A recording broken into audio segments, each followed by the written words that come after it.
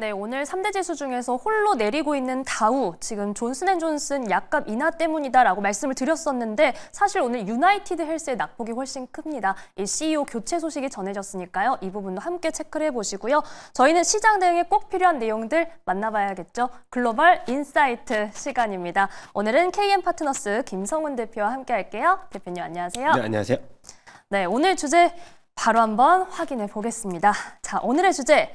동대문을 열어라. 중국 시장 개방 스타트입니다. 네. 네, 죄송합니다. 감사합니다. 네. 항상 죄송하네요, 대표님. 자, 중국 시장 개방 스타트. 중국 시장 개방이 이번 협상에서 가장 큰 거다. 이렇게 트럼프 대통령이 좀 강조를 하는 그런 발언까지 있었더라고요. 우선 이와 관련된 고위급 협상 내용부터 중국 시장 관련된 내용 짚어주시죠. 일단은 이제 파이낸셜 타임즈에서 이런 얘기를 했습니다. 제네바 회의 전에 3주 전부터 미국의 워싱턴에서 IMF 본부에서 고위급 회담을 일단 비밀리에 개최를 했었다라는 네. 소식이 전해드렸었기 때문에 그동안의 트럼프의 이제 중국과의 협상 발언이 뭐 일단 사실로 조금씩 확인이 되는 결과가 이제 진행이 됐었고요. 일단 지금은 어차피 지금 145%의 고율 관세에서 이제 지금 39% 실효 관세가 계산해보니까 한 39% 나오는데 재집권 이전보다는 높지만 기존의 145%에서 인하폭이 예상보다 급격하게 낮아졌다는 소식에 어제 뭐 반도체주를 중심으로 환호의 랠리를 좀 보여줬는데 오늘 같은 경우도 지금 보니까 엔비디아가 벌써 4%대 반등폭을 추가 반등폭을 좀 보여주고 있거든요. 네. 일단 추가적인 이 촉매제가 나올 것이라는 기대감은 계속 우리가 유효하다고 보는데 그런 이유가요. 다른 동맹국들과의 협상 진전이 중국의 예시를 들어서 또 이제 우리가 또 예측해 볼 수 있는 가능성들 거기에서 뭐 일본을 비롯해서 뭐 우리나라도 이제 있고 그다음에 베트남 뭐 인도를 비롯해서 다양한 국가들에 대한 협상 기대감들이 좀 주가에 좀 더 녹아들지 않았나라고 보고 있고요. 지금으로서 보면은 이 팩트셋에서는 S&P 500의 증시 하단을 조금 높이는 상황입니다. 5,450포인트 네. 그리고 상단은 지금 주가에서도 벌써 6,400포인트니까 벌써 10%대 인상 어느 정도의 상승 여력을 추가적으로 이제 우리가 상향하는 모습들을 보여주고 있습니다. 벌써부터. 일단 주식시장 관점에서 그러면 하반기로 갈수록 긍정적인 호재가 몇 가지가 좀 남아있는데 추가적으로 본다면 3분기에 감세안에 대한 연장이 남아있고요. 그리고 금융 규제에 대한 완화가 또 남아있습니다. 일단 트럼프 쪽에서는 초고층 이제 수입이 많은 초고층에서는 증세를 하겠다라고 일단 일부는 발언을 했지만 전반적인 감세안에 대한 연장 가능성 그리고 다행히 미국에서는 상하원 모두 감세안에 대한 연장에 대해서는 일치된 입장인 만큼 사실 이러한 흐름에서는 입법 불발의 가능성들은 굉장히 낮다라고 우리가 해석을 할 수가 있을 것 같고요. 네. 그리고 이번에 감세안의 연장에서 본다면은 업사이드가 좀 많다라기보다는 통과가 되지 못했을 때 다운사이드에 대한 리스크가 훨씬 크기 때문에 그러한 이제 어느 정도의 하단에 대한 뭐 이제 하반 경직선에 대한 어느 정도의 효과는 좀 보여주지 않을까라고 보고 있고요. 마지막으로 트럼프의 이제 규제 완화 공약을 여러 가지 이제 살펴봐야 되는데 뭐 AI, 자율주행, 가상화폐 모든 공약들이 이제 대다수 달성을 했고 남은 거는 금융 규제에 대한 완화. 뭐 오늘과 같은 경우에 코인베이스가 좀 급등한 영향을 제가 이제 추후에도 말씀을 드릴 텐데 일단 금융업종에 대해서 일단 주목을 해보자라는 말씀 마지막으로 드려보고 싶습니다. 네, 우선 지금 금융업종 그리고 코인베이스 잠시 후에 자세히 말씀을 해주신다 하셨고 저희가 대표님 오늘 스튜디오로 같이 들어오면서 와 미국 시장이 벌써 거의 연초 수준을 회복했다 이런 이야기를 했는데 정말 또 강한 회복력 그리고 앞으로도 기대감을 가질 수 있는 포인트들 짚어주셨습니다. 자 여기 오늘 이제 4월 CPI 예상 밖에 좀 괜찮게 나왔어요. 좀 그러게요. 물가가 무섭게 치솟지 않을까 걱정했는데 어떻게 보셨나요?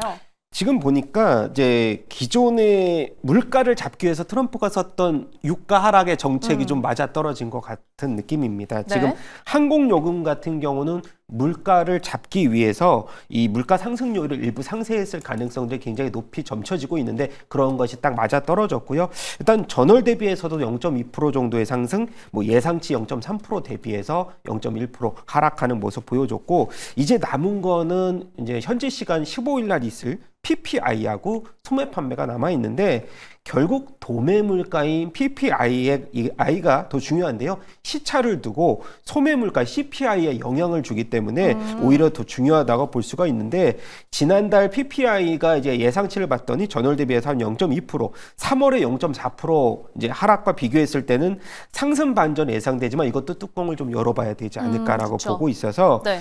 일단 제가 이제 그 하드 데이터를 좀 봤을 때, 지난번에 미국의 1분기 GDP가 이제 이 전 분기 대비해서 0.3% 감소를 했는데, 이것은 관세를 대비한 미국 기업들의 수입 확대 영향이라고 볼 수가 있는데, 오늘과 같은 게 미중 무역 협의가 90일 유예가 발표가 되고 나서 골드만에서 올해 GDP 미국 성장률을 0.5에서 1%대로 상향했다는 소식이 바로 나왔습니다. 그리고 경기 침체 확률도 45%에서 바로 35%대까지 하향을 했다는 긍정적인 뉴스도 이제 나왔는데, 일단 이제 트럼프가 지금 관세 전쟁 이후에 첫 가시적 성과가 나왔는데, 지난 4월이죠. 한 달간 관세 수입을 봤더니 163억 달러를 기록했습니다. 지금 보면은 어느 정도 이제 관세 수입이 사실 우리가 그 지난달 대비해서 약 2배 이상 4월 달에 올랐는데, 장기적으로 보면은 이러한 관세 정책이 단기간에 GDP 재정 적자를 해소할 수는 있지만, 장기적으로 본다면 이제 소비자에 대한 부담, 물가 가격 상승으로 인해서 그쵸. 소비자의 부담이 미국 가구당 최대 연간 기준으로 했을 때 150만 원 이상 늘어날 수 있다는 흐름이 나오는 상황이고요. 네. 그래서 이제 GDP가 최대 6% 이상 감소할 수 있으니까, 이러한 뭐 어느 정도의 그 우리가 관세에 대한 정책은 사실 장기적으로 보기에는 미국 소비자에게는 굉장한 위축, 소비에 대한 위축으로 돌아올 수 있다는 점을 꼭 기억해 두시기 바라겠습니다. 말씀해주신 대로라면 지금 4월 CPI가 좀 낮은 상승률이 나왔다고 해서 절대 안심할 수 있는 게 아니라, 저희가 6월, 7월 이렇게 하반기가 시작되는 시점을 좀 눈여겨봐야 되지 않을까라는 생각이 듭니다. 자, 대표님, 여기에 어제 시장에서 또 크게 환호했던 빅테크에 대해서도 좀 점검을 해봐야 될 텐데요. M7 어떻게 보고 계시는지요?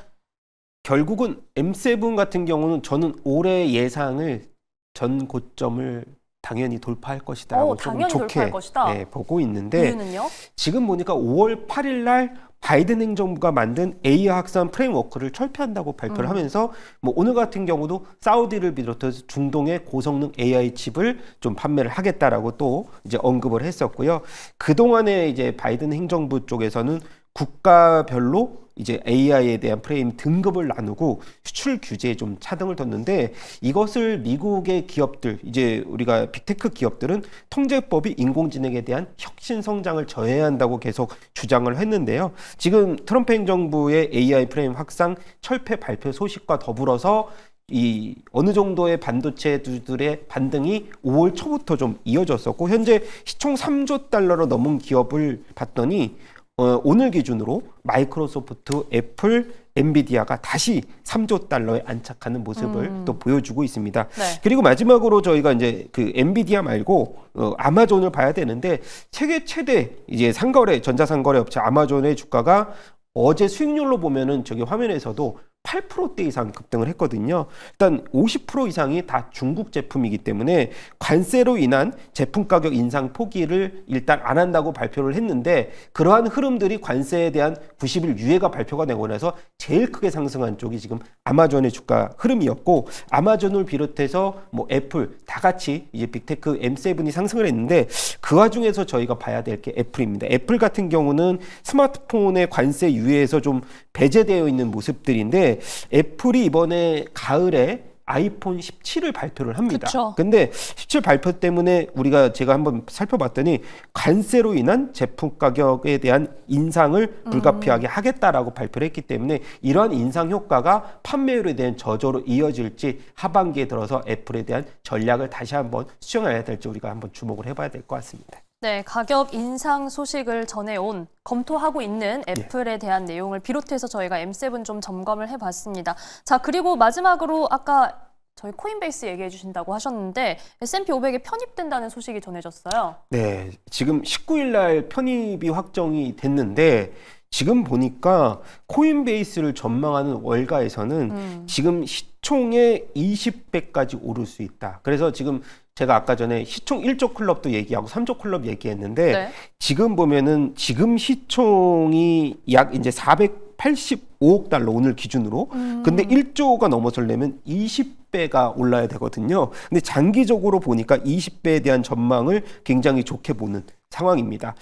국내 같은 경우도 이재명 후보가 원화 기반의 스테이블 코인에 대한 법제화 공약을 발표를 하면서 국내 관련주들도 좀 들썩이는 모습, 국부 유출을 막겠다고 했는데 디지털 금융 시장의 성장 그리고 경쟁에 대해서 이제 시작이 되는 것이 아닌가라고 저는 보고 있는데, 코인베이스 같은 경우는 미국의 이제 최대 가상화폐 거래소 비트코인 이런 식 코인의 거래량이 늘수록 자연스럽게 수수료 수익이 증가하는 구조인데, 상대적으로 우리가 스트래티지도 많은 관심을 보여주고 있지만 스트래티지는 이제 코인을 투자하는 회사로서 재무제표를 보면은 이제 스트래티지는 계속해서 적자를 면치 못하고 있는 상황인데도 불구하고 코인베이스는 계속해서 흑자 기조를 유지를 하고 있거든요. 그래서 S&P 500의 편입 기준을 봤을 때 시가총액 유동성도 중요하지만 가장 최근 분기를 포함해서 최근 4개 분기가 계속 누적 순이익을 토대로 해서 결정되기 때문에 스트래티지가 지금 시가총액은